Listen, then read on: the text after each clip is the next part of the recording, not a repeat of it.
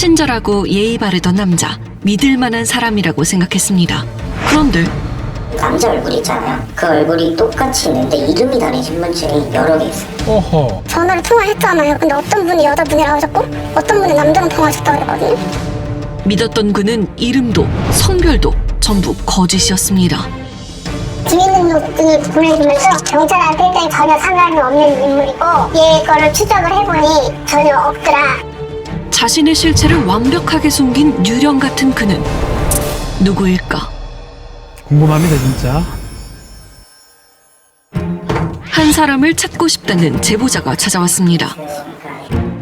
네, 이게 신분증 사진. 오토바이 중고 거래를 하며 알게 된 사람의 정체가 궁금하다는데요. 판매자님이 1시간 이내로 오토바이를 화물에 실어서 화물에 실린 사진과 자기 신분증과 폐지 서류 3장하고 계좌번호 다 남겨드리겠다. 개인정보를 선뜻 제공하는 판매자의 태도에 신뢰가 갔답니다. 믿을 수밖에 없죠. 예. 네, 이게 폐지 증명서. 폐지 증명서? 오토바이를 중고 거래하기 위해서는 폐지 등록을 필수로 거쳐야 하는데요. 보험사를 통해 확인한 결과 정상적으로 폐지된 매물이었답니다. 거래 전 판매자와 통화도 여러 번 했다는 승호 씨. 누유나 이런 거는 아예 없겠죠? 네, 전혀 없습니다. 그러면 계좌이체 전화 주시면 바로 입금할 수 있고 좀 이따가 상태 확인해보고 혹시라도 문제가 있으면 전액 환불을 해드리던지 수리비를 제가 지불을 해드리던지 원하시는 대로 제가 내고도 해드리고 조건 맞춰드렸다고 절대 눈치 보지 마시고 문제 있으면 바로 연락 주세요. 판매자가 친절이 좀 과한 느낌이 있어요. 친절은 너무 친절한 것 같은데요. 판매자의 태도에 의심을 접고 350만 원을 입금했다는 승호 씨. 아하. 다시 전화를 걸었더니 바로 전화가 안 됩니다라는 안내문이 나와서 이거는 차단을 상대방이 했구나라고 그런. 치밀한 중고 거래 사기라고 생각했답니다. 그런데 제가 사기를 당한 이후에 이제 좀 인터넷상에서 알아보다가 단톡방에 들어갔는데 단톡방에 이제 인원수가 1,500명 정도. 저 사람이 사기당한 피해자가 1,500명이나 된다고요? 1,500명이요? 불과 한 달 만에 1,500여 명이 사기 피해를 입었다는 겁니다. 승호 씨가 놀란 건 이뿐만이 아니었습니다. 이름은 똑같은 한송인데 다른 피해자분이 단톡방에서 보내주신 자료예요. 형태교직님 83문제. 아하, 이름은 같은데 다 달라요. 예. 이거 사진 완전히 다른데? 판매자의 이름이 모두 한송이였지만 신분증의 얼굴은 전부 달랐습니다.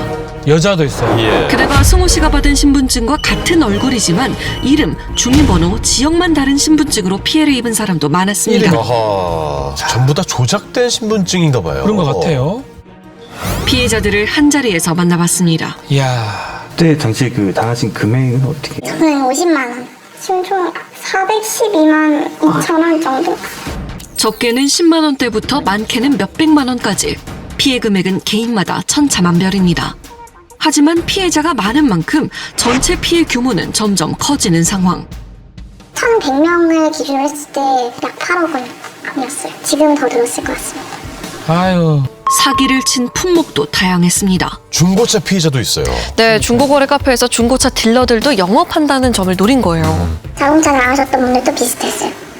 업체라고 하면서 업체랑 통화하고 자동차 등록증도 받고 신분증도 받고 심지어 안전결제 링크를 통해서 했나? 그 링크도 거의 피싱 같은 링크였어서 전자제품도 냉장고 사기당하신 분들이 있는데 가짜 사이트를 만들어서 시세보다는 약간은 저렴하게 중고 매물을 올려요.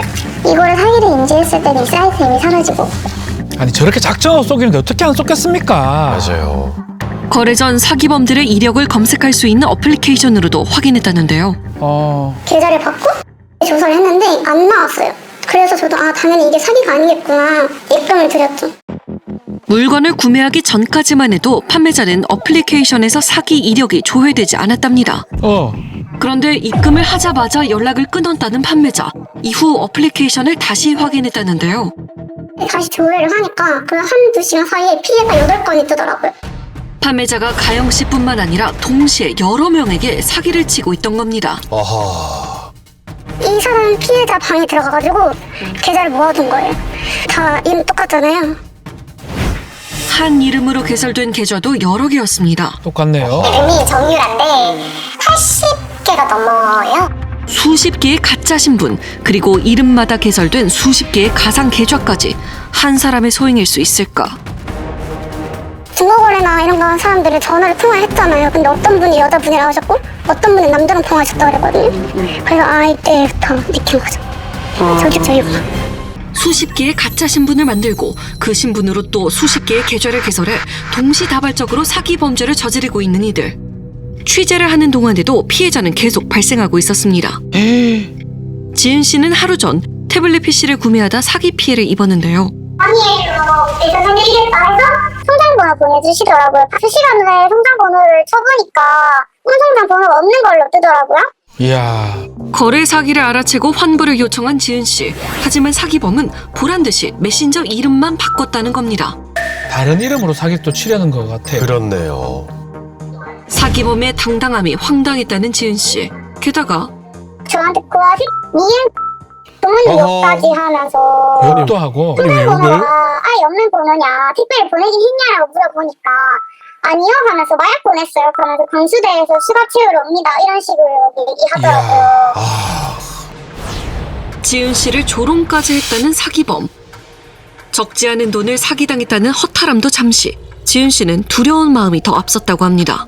택배를 받을 때 집 주소를 보내잖아요. 제 집 주소를 보고 해코지라도 할까봐 이 사람이 무슨 짓을 할지 모르니까 그게 제일 불안했어요. 그렇죠. 개인정보가 범죄자한테 넘어갔으니까 얼마나 무섭겠어요. 맞습니다. 사기 피해자들이 보복을 두려워하는 이유가 있습니다. 얼마 전 중고거래 사이트에서 옷을 구매하려고 했다는 상민 씨. 판매자가 먼저 자신의 신분증까지 보내주며 안심시켰다는데요. 택배 이제 송장을 보여주면 제가 돈을 붙이겠다 이렇게 하니까 일단 송장을 보내줬어요. 근데 뭔가 좀 이상한 거예요. 요즘 택배 송장에는 QR코드인가? 있는 걸로 알고 있는데 없었어요. 네, 편의점 택배의 경우 송장에 바코드 역할을 하는 QR코드가 있다고. 예. 네. 판매자로부터 어설프게 조작된 송장을 받고 사기를 확신했답니다. 그런데 상민 씨가 거래를 중단하자 협박하기 시작했다는 사기범. 어허. 치킨을 보내겠다고 하네요. 일명 배달 테러라고 하는 거 맞죠, 이거? 1시간 뒤 상민 씨 집으로 주문한 적 없는 치킨 20마리가 배달됐다는데요. 아하. 실제로 20마리가 왔었어요. 근데 제가 시킨 게 아니라고 하고 돌려보내고 치킨집 사장님한테도 전화가 와서 신분도 보내드렸어요. 문자로. 주문을 받았던 치킨 가게까지 피해를 입은 상황. 아하. 치킨 가게 역시 사기범을 또렷하게 기억하고 있었습니다. 아유.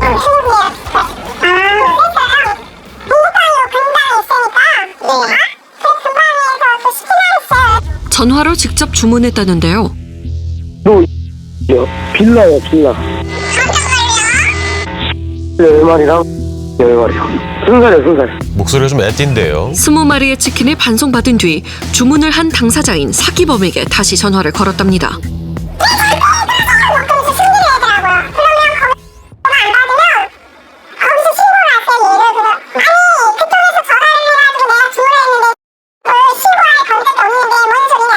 그렇죠. 아, 참. 전화를 끊고 경찰에 신고했다는 사장님. 상민 씨에게 전달받은 사기범 신분증도 넘겼답니다. 그런데 아하.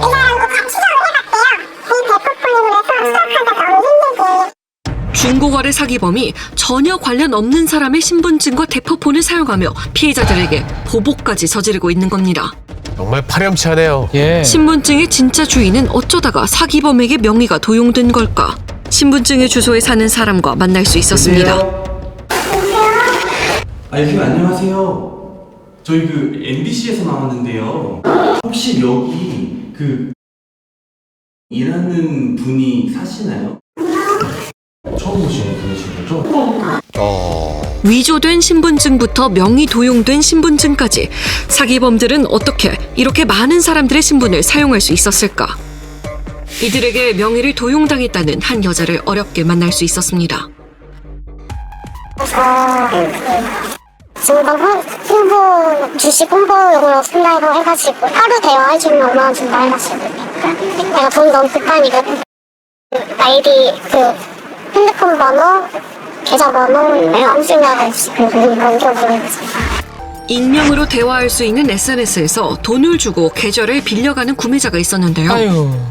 당시 식비마저 없었던 예림 씨가 자신의 계좌와 개인정보를 판매한 겁니다. 그런데 증권 홍보용으로만 사용한다던 계좌에 수십만 원의 돈이 4차례 입금됐다는데요.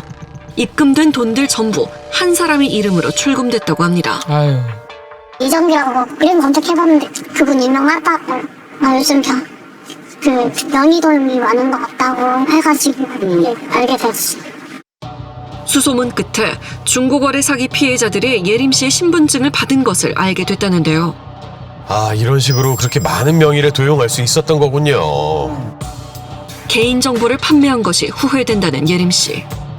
제가 너무 자책감이 엄청 심해요. 제가 안 넘겼더라면 그렇게 피해를 안 받았을 텐데 제가 돈이 급하다고 죄송한 마음밖에 없습니다. 자신들의 흔적은 하나도 남기지 않고 수많은 사람들에게 사기를 저지르고 있는 유령 같은 범죄 집단. 이들은 대체 누구일까? 며칠 전 같은 이들에게 카메라 사기 피해를 입었다는 세영 씨. 저도 이제 나름대로 자부심이 있었어요. 많이 사기도 하고 팔기도 하고 많이 했어가지고 내가 당하니까 이게 작정하고 속이면은 당할 수밖에 없구나라는 구조라는 거를 알게 됐죠. 이후 중고거래 사기범들을 구분하기 위해 많은 정보를 찾아봤다는데요. 일반적으로 저희가 핸드폰 번호를 알면은 카톡으로 신고가 되잖아요.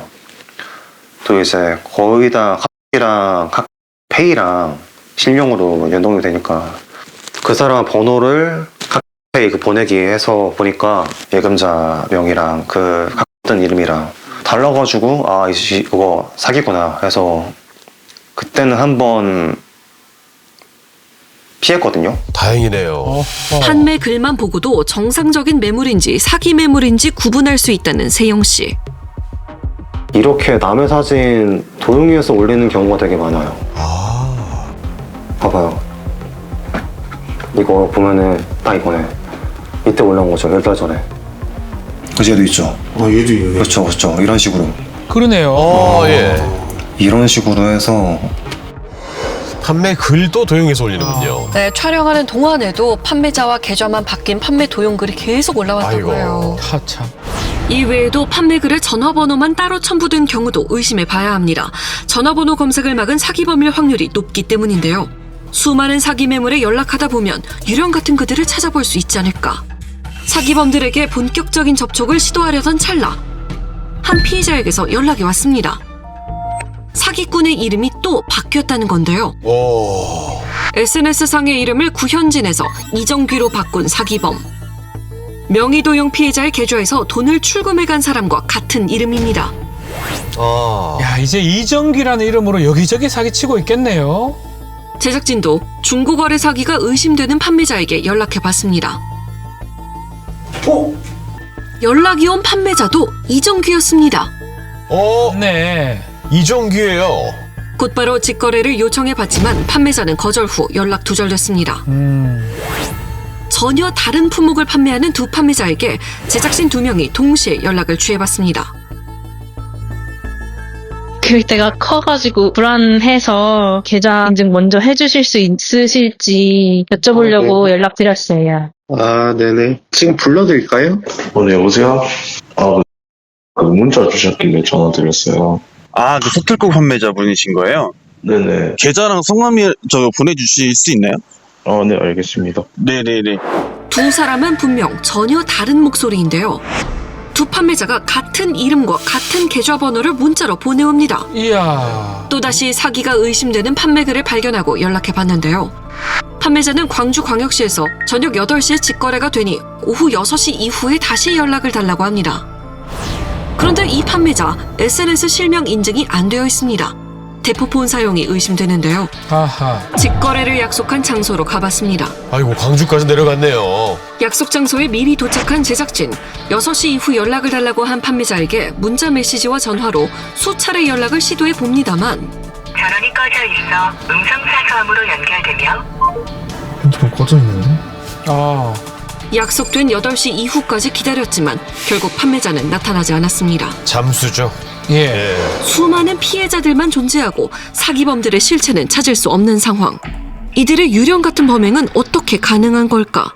범인을 특정하는 것 자체가 어렵다라는 겁니다. 그리고 요즘에는 조금 더 교활한 방식으로 외국에서 살고 있고 해외 서버를 두어서 수사기관이 실질적으로 이들을 찾기가 어렵다라는 점을 악용하고 있고요.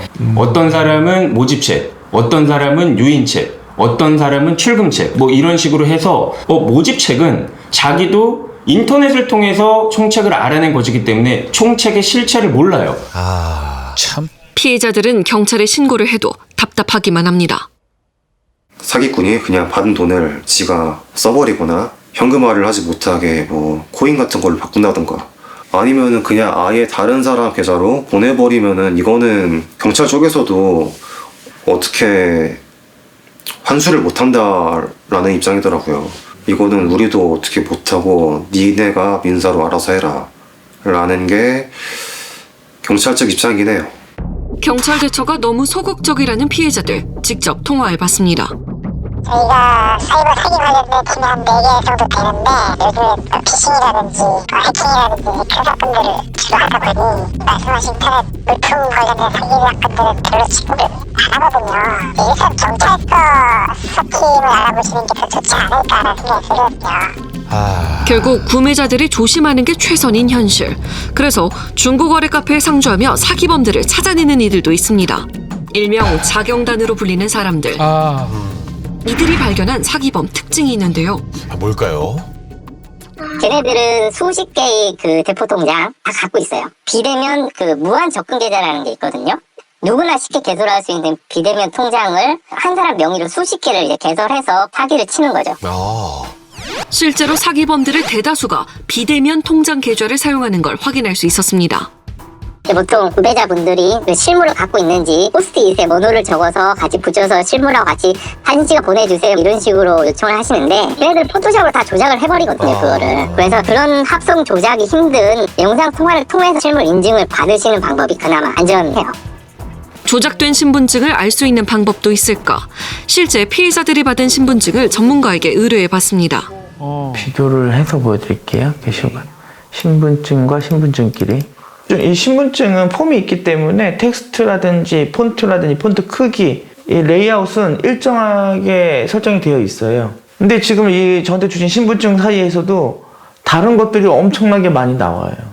그러니까 폰트 크기도 다르고, 줄 간격도 다르고, 글자의 배치도 다르고, 글자에 대한 두께 정도도 달라요. 내가 가지고 있는 신분증하고 일치하는지를 확인을 해봐야 돼요. 그렇죠. 위조된 신분증은 사용된 글씨체부터 글의 자간, 줄 간격도 달랐는데요. 이렇게 비교해보니까 조각한 게 좀 합성티가 나요. 예. 신분증 위조를 확인할 수 있는 방법은 또 있습니다. 보시면은 하나는 울산광역시 남구청장, 하나는 장성 분수저. 근데 직인이 같죠. 이름과 이 직인이 같은지도 봐야 돼요. 이런 직인들은 그 관공서 홈페이지 가면 볼 수가 있거든요. 직인을 한번 검색을 해볼게요. 심지어 그냥 아예 다른데요. 다르네요. 왼쪽에 있는 인증이랑 전문가가 제시하는 가장 확실한 방법이 있다고 합니다. 어차피 신분증은 얼굴이 있는 거잖아요. 그럼 얼굴 공개하겠다는 거잖아요. 신분증 들고 네 얼굴도 같이 찍어서 보내. 네. 찍어서 같이 보내줘. 그러면은 믿을게. 맞습니다. 거절할 땐 그 거래 안 하면 되잖아요. 그렇죠. 사기범을 피할 수 있는 수많은 방법들. 하지만 피해자들도 조심하지 않아서 피해를 입은 건 아닙니다. 저 나름대로는 굉장히 잘 거르고 걸렀다 생각을 했어요. 또 솔직히 이제 한동안은 못할 것 같아요. 안 하는 게 아니라 무서워가지고. 하지만 분명한 건 누군가를 속이는 데엔 허점이 있기 마련입니다. 범죄의 꼬리는 반드시 잡히고 말 것입니다.